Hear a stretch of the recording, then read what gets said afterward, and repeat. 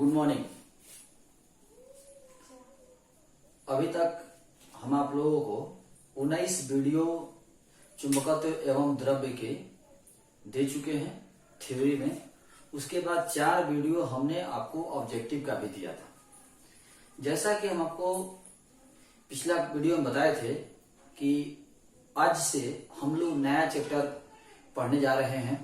नया चैप्टर हम लोग पढ़ेंगे और ये जो हमारा चैप्टर है वो लाइट हम स्टार्ट करेंगे। लाइट में 3 चैप्टर आता है। एनसीईआरटी चैप्टर नंबर 8, 9 और 10 3 चैप्टर आता है, 8, 9 और 10। तो हम इसमें 8 और 9 पढ़ेंगे और मुझे 100% उम्मीद है कि हम लोग जो है इस चैप्टर के बाद ऑफलाइन क्लास खुल जाएगा, क्योंकि ये चैप्टर बहुत लंबा चलता है। ये चैप्टर आपको बहुत लंबा चलेगा। कम से कम इस चैप्टर में हम लोगों को लगभग 55 से 60 वीडियो मिलेगा। 55 से 60 वीडियो लगभग हम लोगों को इस चैप्टर में पढ़ना है। बहुत लंबा चलता है, इसी वजह से हम लोग पहले ही बोल दिए थे कि हम ये दोनों चैप्टर पढ़ेंगे, तब तक हमारा ऑफलाइन क्लास खुल जाएगा। तो हमें उम्मीद है कि इसके बीच में ही खुल जाएगा। ये तो बहुत लंबा है। इस चैप्टर के बीच में ही ऑफलाइन क्लास खुल जाना चाहिए, ये हमें पूरा उम्मीद है। जुलाई से हमें लगता है कि क्लास चलने लगेगा। अब बाकी अब देख लीजिए, भविष्य का कौन जानता है, लेकिन हमारा टारगेट है कि जुलाई से क्लास खुल जाएगा। तो हम लोग जो है आज ये पढ़ने वाले हैं विद्युत चुंबकीय तरंग। विद्युत चुंबकीय तरंग, electromagnetic wave, NCERT chapter number 8। ये हमारा चैप्टर है विद्युत चुंबकीय तरंग, electromagnetic wave, NCERT chapter number 8। विद्युत चुंबकीय तरंग, इलेक्ट्रोमैग्नेटिक वेव जो आप चैप्टर देख रहे हैं, ये चैप्टर एग्जाम की दृष्टि से बड़ा ही महत्वपूर्ण है। शॉर्ट चैप्टर है, बहुत छोटा चैप्टर है, लेकिन 3 नंबर आपको इस चैप्टर में आते हैं। एग्जाम में 3 नंबर जेन्युइन जो बात करें तो 3 नंबर का क्वेश्चन इस चैप्टर से पूछा जाता है। सबसे खास बात करें, मेरा जो पढ़ाने की शैली है, मेरा जो बताने का तरीका है, इससे आप कंपटीशन में, एयरफोर्स नेवी, बैंक में, रेलवे में, एसएस बैंक नहीं, रेलवे में, एसएससी में, पॉलिटेक्निक में, इस सब में जो है आप इस चैप्टर से कम 1 से 2 क्वेश्चन आसानी से पिक कर सकते हैं। आसानी से एकदम। बहुत छोटा चैप्टर है, इतना छोटा है। पिछला साल जब हम शुरुआत किए थे ऑनलाइन पढ़ाना, तो ऑनलाइन हम इसी चैप्टर से स्टार्ट किए थे पढ़ाना। चैप्टर नंबर 8 से ही हमने ऑनलाइन क्लास स्टार्ट किया था। और इस चैप्टर में हमने जब 3 वीडियो डाला और ये चैप्टर खत्म हो गया, तो बहुत से बच्चों ने मार कमेंट करना, हंगामा करना शुरू किया कि सर सब छोड़ के पढ़ा रहे हैं, तो ये कर रहे हैं, वो कर रहे हैं। मैंने जितना जिसको बोलना, ऑनलाइन में यही फायदा तो है, जिसको जो मन में आता है बोल देता है। तो बहुत से लोगों ने कुछ बोला, चलिए अच्छी बात है, बोला आपने। और जब चैप्टर नंबर 9 स्टार्ट किए और उसमें हम 52 वीडियो डाल दिए और चैप्टर खत्म नहीं हो रहा था, तो अब बच्चा पूछ रहा, सर कहिया खत्म हुई, ये कितना दिन चली, कब खत्म हुई। मैंने पहले खत्म हो जाए तो भी प्रॉब्लम, ज्यादा दिन तक चले तो भी प्रॉब्लम। मतलब ये होगा कि पढ़ाई से चैप्टर का कोई कनेक्शन नहीं है। आपकी इच्छा पर डिपेंड करता है कि आपका मन करेगा तो खत्म होना चाहिए, नहीं मन करेगा तो खत्म नहीं होना चाहिए। क्या बेवकूफी है। तो पिछला साल यही बात था, चैप्टर नंबर 8 से पढ़ा रहे थे हम, तो बहुत से बच्चों ने बोला कि खत्म नहीं हो रहा है, भाई बहुत जल्दी छोड़ के खत्म कर दिए, छोड़ के पढ़ा दिए। और जब चैप्टर नंबर 9 पढ़ाना शुरू किए, वो 3 महीना, लगभग 2.5 महीना चला, तो बच्चा कह रहा है कि सर खत्म ही नहीं किया, कहिया खत्म हुई। तो खैर वो आपकी मर्जी, आप कुछ भी बोल सकते हैं। हमारे यहाँ तो ये तो फायदा है, कुछ भी कह सकते हैं, किसी को भी, प्रधानमंत्री को भी गाली दे देता है। तो विद्युत चुंबकीय तरंग, electromagnetic wave, NCERT chapter number 8 में हम जो है देखते हैं, शुरुआत करते हैं विद्युत चुंबकीय तरंग से। विद्युत चुंबकीय तरंग क्या है? तो कह रहा है कि जब विद्युत क्षेत्र में परिवर्तन होता है तो चुंबकीय क्षेत्र उत्पन्न होता है, और जब चुंबकीय क्षेत्र में परिवर्तन होता है तो विद्युत क्षेत्र उत्पन्न होता है। जब विद्युत क्षेत्र में परिवर्तन होता है तो चुंबकीय क्षेत्र उत्पन्न होता है, और जब चुंबकीय क्षेत्र में परिवर्तन होता है तो विद्युत क्षेत्र उत्पन्न होता है। इसका मतलब यह हुआ कि एक क्षेत्र में परिवर्तन होने से दूसरा क्षेत्र उत्पन्न होता है। एक क्षेत्र में परिवर्तन होने से दूसरा क्षेत्र उत्पन्न होता है। जब एक क्षेत्र में परिवर्तन होगा तो दूसरा क्षेत्र उत्पन्न होगा। जब विद्युत क्षेत्र में परिवर्तन होगा तो चुंबकीय क्षेत्र उत्पन्न होगा। जब चुंबकीय क्षेत्र में परिवर्तन होगा तो विद्युत क्षेत्र उत्पन्न होगा। इसका मतलब हुआ कि एक क्षेत्र में परिवर्तन होने से दूसरा क्षेत्र उत्पन्न होता है। फाइनल यदि बात करें, जब विद्युत क्षेत्र और चुंबकीय क्षेत्र, जब विद्युत क्षेत्र एवं चुंबकीय क्षेत्र समय के साथ एक दूसरे के लंबवत, जब विद्युत क्षेत्र एवं चुंबकीय क्षेत्र एक साथ समय के सापेक्ष एक दूसरे के लंबवत कंपन करते हैं तो हवा में एक विक्षोभ उत्पन्न होता है, हवा में एक हलचल उत्पन्न होता है, हवा में एक डिस्टरबेंस उत्पन्न होता है। इस विक्षोभ की प्रकृति तरंग के समान होती है। इस विक्षोभ की प्रकृति तरंग के समान होती है। इसी को हम विद्युत चुंबकीय तरंग के नाम से जानते हैं। फिर से एक बार, जब विद्युत क्षेत्र में परिवर्तन होता है तो चुंबकीय क्षेत्र उत्पन्न होता है। जब चुंबकीय क्षेत्र में परिवर्तन होता है तो विद्युत क्षेत्र उत्पन्न होता है। जब विद्युत क्षेत्र और चुंबकीय क्षेत्र दोनों एक दूसरे के लंबवत समय के सापेक्ष कंपन करते हैं, जब विद्युत क्षेत्र और चुंबकीय क्षेत्र दोनों एक दूसरे के लंबवत समय के सापेक्ष कंपन करते हैं तो हवा में एक विक्षोभ उत्पन्न होता है, हवा में एक तरंग उत्पन्न होता है, हवा में एक हलचल उत्पन्न होता है, हवा में एक डिस्टरबेंस उत्पन्न होता है। इस विक्षोभ की प्रकृति तरंग के समान होती है। इसी को हम विद्युत चुंबकीय तरंग के नाम से जानते हैं। इसी को हम विद्युत चुंबकीय तरंग कहते हैं। फाइनली यदि हम बात करें विद्युत चुंबकीय तरंग क्या है, तो जब विद्युत क्षेत्र एवं चुंबकीय क्षेत्र समय के सापेक्ष एक दूसरे के लंबवत कंपन करते हैं तो हवा में एक विक्षोभ उत्पन्न होता है। इस विक्षोभ की प्रकृति तरंग के समान होती है। इसे ही हम विद्युत चुंबकीय तरंग के नाम से जानते हैं। विद्युत चुंबकीय तरंग बिना किसी द्रव्यात्मक माध्यम के गमन करता है। विद्युत चुंबकीय तरंग जो है बिना किसी द्रव्यात्मक माध्यम के गमन करता है। यह विद्युत चुंबकीय तरंग का थ्योरेटिकल परिभाषा हुआ कि विद्युत चुंबकीय तरंग कहते किसे हैं। जब विद्युत क्षेत्र एवं चुंबकीय क्षेत्र एक दूसरे के लंबवत समय के सापेक्ष कंपन करते हैं तो हवा में एक तरंग उत्पन्न होता है, हवा में एक विक्षोभ उत्पन्न होता है। इस विक्षोभ की प्रकृति तरंग के समान होती है। इसे ही विद्युत चुंबकीय तरंग के नाम से जानते हैं। यह हमारा विद्युत चुंबकीय तरंग का थ्योरेटिकल परिभाषा हुआ। अब हम विद्युत चुंबकीय तरंग को ग्राफिकल यानी ग्राफ की मदद से दिखाने जा रहे हैं। विद्युत चुंबकीय तरंग को हम ग्राफ की मदद से देखेंगे कि विद्युत चुंबकीय तरंग क्या है। विद्युत चुंबकीय तरंग क्या है, इसको हम ग्राफ की मदद से देखेंगे। ध्यान दीजिएगा।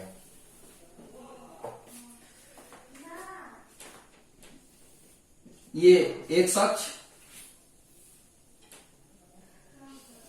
ये वाई अक्ष और ये जेड अक्ष। ये एक्स अक्ष, ये वाई अक्ष और ये जेड अक्ष। ध्यान दीजिएगा।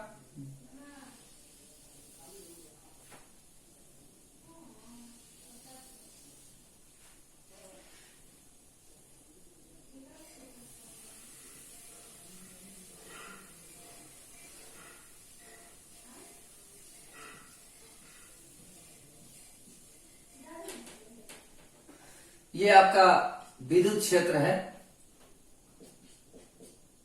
ये विद्युत क्षेत्र है।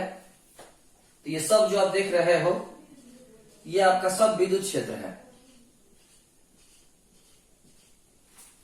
और ये जो आप देख रहे हो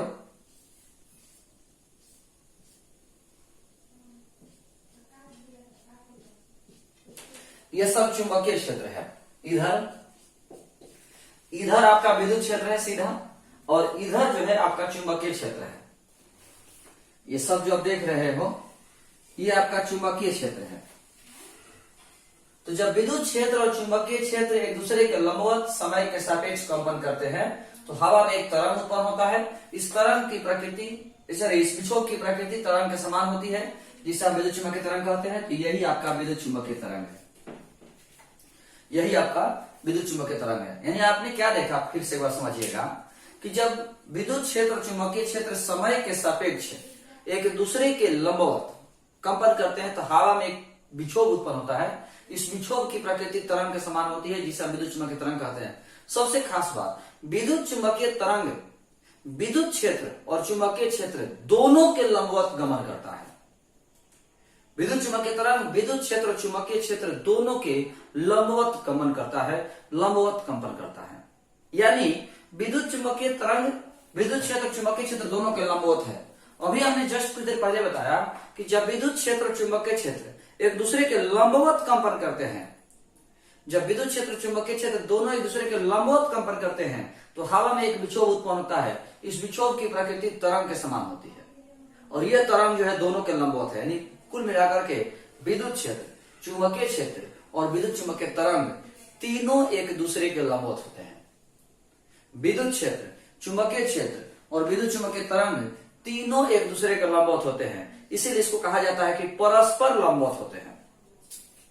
विद्युत क्षेत्र, चुंबकीय क्षेत्र, विद्युत चुम्बकीय तरंग तीनों परस्पर लंबवत होते हैं, तीनों एक दूसरे के लंबवत होते हैं। विद्युत क्षेत्र, चुंबकीय क्षेत्र और विद्युत चुम्बकीय तरंग तीनों परस्पर लंबवत होते हैं, तीनों एक दूसरे के लंबवत होते हैं। यदि आप जानते होंगे 3 अक्ष होता है, एक्स अक्ष, वाई अक्ष और जेड अक्ष, और एक्स वाई जेड भी तीनों एक दूसरे के लंबवत हैं। 3 अक्ष होता है, एक्स अक्ष, वाई अक्ष और जेड अक्ष, ये तीनों भी एक दूसरे के लंबवत होता है। तो तीनों एक दूसरे के लंबवत है, एक्स अक्ष, वाई अक्ष, जेड अक्ष तीनों एक दूसरे के लंबवत है। और विद्युत क्षेत्र, चुंबकीय क्षेत्र, विद्युत चुम्बकीय तरंग ये तीनों भी एक दूसरे के लंबवत है। तो एक्स अक्ष, वाई अक्ष, जेड अक्ष ये तीनों एक दूसरे के लंबवत है। विद्युत क्षेत्र, चुंबकीय क्षेत्र, विद्युत चुम्बकीय तरंग ये तीनों भी एक दूसरे के लंबवत है। यानी फाइनली हम कहें कि यदि विद्युत क्षेत्र वाई अक्ष में है, विद्युत क्षेत्र वाई अक्ष में है, चुंबकीय क्षेत्र जेड अक्ष में है, तो विद्युत चुम्बकीय तरंग एक्स अक्ष की ओर होगा। विद्युत क्षेत्र वाई अक्ष की ओर है, चुंबकीय क्षेत्र जेड अक्ष की ओर है, तो विद्युत चुम्बकीय तरंग एक्स अक्ष की ओर होगा। ये कोई जरूरी नहीं है, इसी तरह से जब आप चाहते हैं कि पलट दे तो पलट भी सकते हैं। विद्युत क्षेत्र एक्स अक्ष की ओर, चुंबकीय क्षेत्र वाई अक्ष की ओर, तो विद्युत चुम्बकीय तरंग जेड अक्ष की ओर होगा। विद्युत क्षेत्र जो है जेड अक्ष की ओर, चुंबकीय क्षेत्र वाई अक्ष की ओर, तो विद्युत चुम्बकीय तरंग एक्स अक्ष की ओर होगा। ये तीनों आप एक दूसरे में पलट सकते हैं, ऐसा कोई बात नहीं है।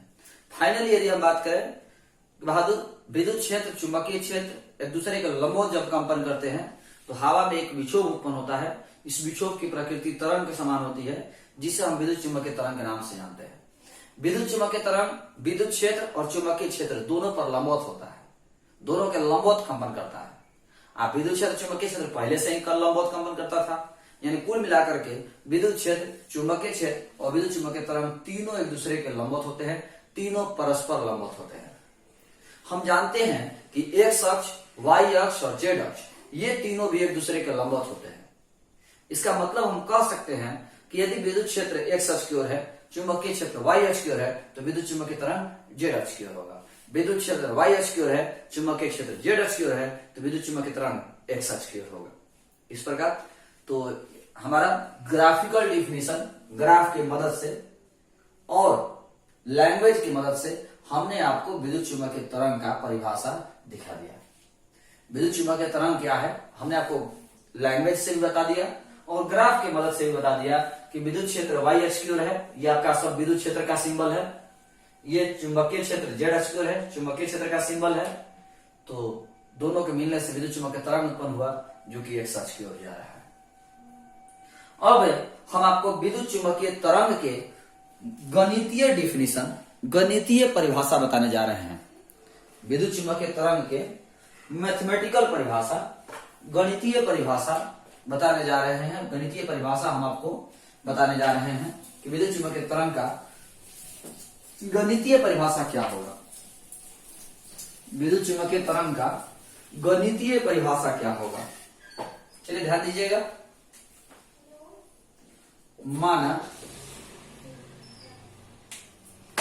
माना विद्युत क्षेत्र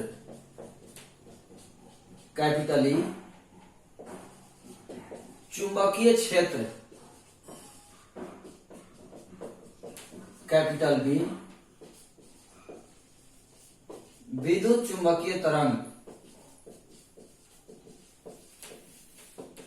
बराबर कैपिटल पी, ये संकेत हमने दे दिया।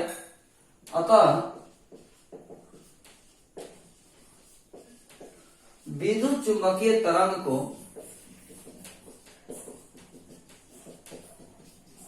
निम्न गणितीय समीकरण से व्यक्त किया जाता है।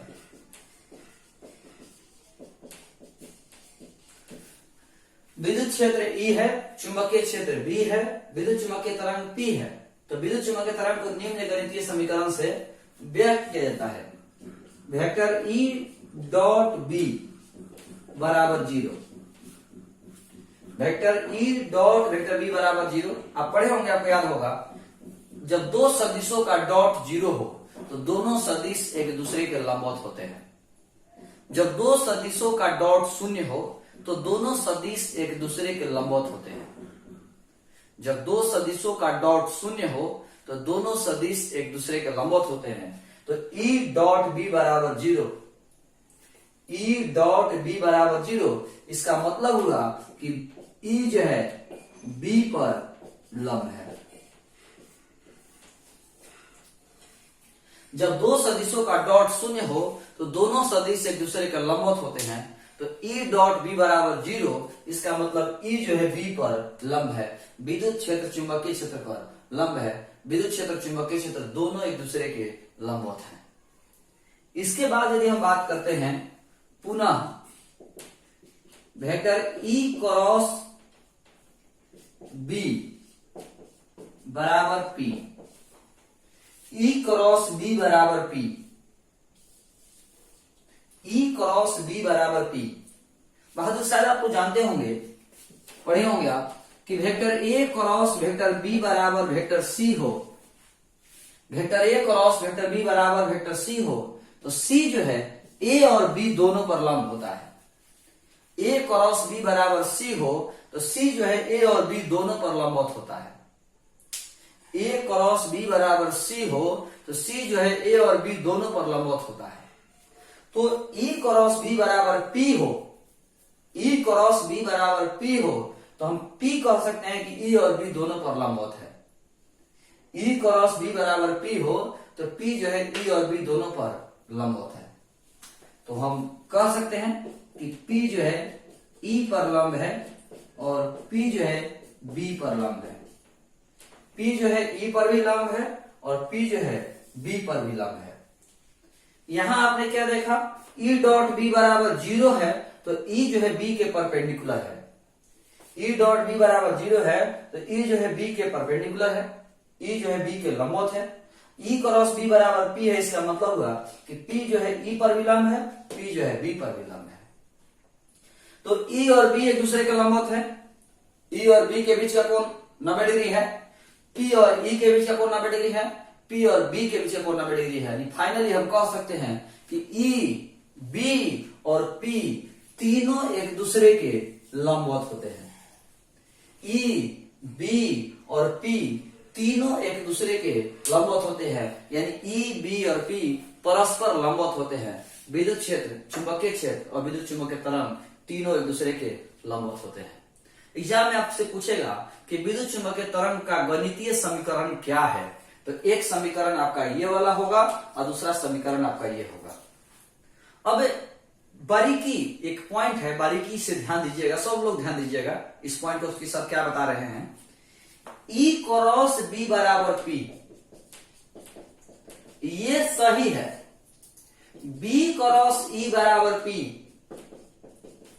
ये गलत है, ये जरूर ध्यान रखिएगा। E क्रॉस B बराबर P, B क्रॉस E बराबर P नहीं, E क्रॉस B बराबर P, ये जरूर नोटिस करिएगा सब लोग। E क्रॉस B बराबर P, B क्रॉस E बराबर P नहीं। कुछ लोग पूछ देते हैं सर ऐसा क्यों? क्योंकि विद्युत क्षेत्र से चुंबकीय क्षेत्र उत्पन्न होता है, चुंबकीय क्षेत्र से विद्युत क्षेत्र उत्पन्न नहीं होता। एक एग्जाम में एक सब क्वेश्चन भी आया था कि विद्युत क्षेत्र चुंबकीय क्षेत्र में प्रभावी ज्यादा कौन है? विद्युत क्षेत्र चुंबकीय क्षेत्र में ज्यादा प्रभावी कौन है? तो ज्यादा प्रभावी विद्युत क्षेत्र है, क्योंकि विद्युत क्षेत्र से चुंबकीय क्षेत्र उत्पन्न होता है, चुंबकीय क्षेत्र से विद्युत क्षेत्र उत्पन्न नहीं होता। तो याद रखिएगा E क्रॉस B बराबर P, B क्रॉस E बराबर P ये गलत है, ये जरूर सब लोग नोटिस करिएगा, बहुत बेहतरीन टर्म है, बहुत बेहतरीन टर्म है, सब लोग जरूर ध्यान रखिएगा कि विद्युत क्षेत्र, चुंबकीय क्षेत्र और विद्युत चुंबकीय तरंग तीनों एक दूसरे के लंबवत होते हैं। कैसे होता है? तो E डॉट बी बराबर 0, इसका मतलब हुआ कि E जो है B के लंबवत है। E क्रॉस B बराबर P, इसका मतलब हुआ कि P जो है E पर लंब है, P जो है B पर लंब है, यानी E, B और P तीनों एक दूसरे के लंबवत है। तो कुल मिलाकर के आज का जो ये वीडियो है ना, इसमें आप कौन कौन सा टर्म ध्यान रखिएगा। तो याद रखिएगा कि विद्युत चुंबकीय तरंग, विद्युत क्षेत्र, चुंबकीय क्षेत्र तीनों एक दूसरे के लंबवत होते हैं। विद्युत क्षेत्र एक्स अक्ष की ओर है, चुंबकीय क्षेत्र वाई अक्ष की ओर है, तो विद्युत चुंबकीय तरंग जेड अक्ष की ओर होगा। विद्युत क्षेत्र, चुंबकीय क्षेत्र जब दोनों एक दूसरे के लंबवत कंपन करते हैं तो विद्युत चुंबकीय तरंग उत्पन्न होता है। विद्युत क्षेत्र और चुंबकीय क्षेत्र, विद्युत क्षेत्र और चुंबकीय क्षेत्र में ज्यादा प्रभावी कौन है? तो विद्युत क्षेत्र है। E डॉट बी बराबर 0, E क्रॉस B बराबर P। ये जरूर ध्यान रखिएगा कि E क्रॉस B बराबर P सही है, B क्रॉस C बराबर P गलत है। ये बहुत बार एग्जाम में पूछा गया और हमेशा बच्चे कंफ्यूज होते रहे हैं, ये जरूर आपको ध्यान रखिएगा। तो ये हमने आज की इस वीडियो में विद्युत चुंबकीय तरंग का लैंग्वेज के आधार पर परिभाषा बताया, ग्राफ के आधार पर परिभाषा बताया और मैथमेटिकल हमने परिभाषा बताया। यानी विद्युत चुंबकीय तरंग का लैंग्वेज के आधार पर परिभाषा, ग्राफ के आधार पर परिभाषा और मैथमेटिकल परिभाषा भी बताया। जब 2 नंबर में पूछेगा तो आप केवल लैंग्वेज के आधार पर परिभाषा और ग्राफ देकर के छोड़ दीजिएगा। लैंग्वेज के आधार पर परिभाषा दे दीजिएगा और ग्राफ बना के छोड़ दीजिएगा। 5 नंबर में आएगा तो ये तीनों परिभाषा तो देंगे ही आप, हम अगले वीडियो में विद्युत चुंबकीय तरंग के गुण बताने वाले हैं कि विद्युत चुंबकीय तरंग का गुण क्या होता है, विद्युत चुंबकीय तरंग में कौन कौन सी क्वालिटी होती है। तो अगला वीडियो हमारा विद्युत चुंबकीय तरंग के गुण का होगा। तो आज के इस वीडियो में इतना ही, धन्यवाद।